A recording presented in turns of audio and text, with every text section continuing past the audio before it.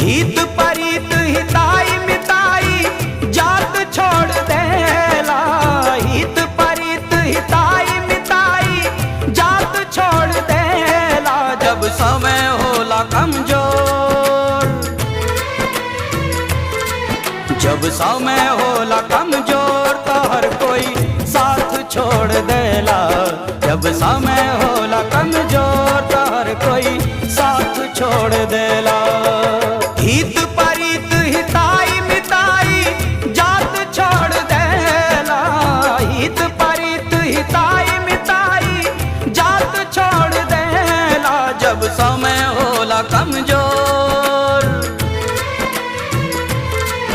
जब समय होला कमजोर तो हर कोई साथ छोड़ देला। जब समय होला कमजोर तो हर कोई साथ छोड़ देला।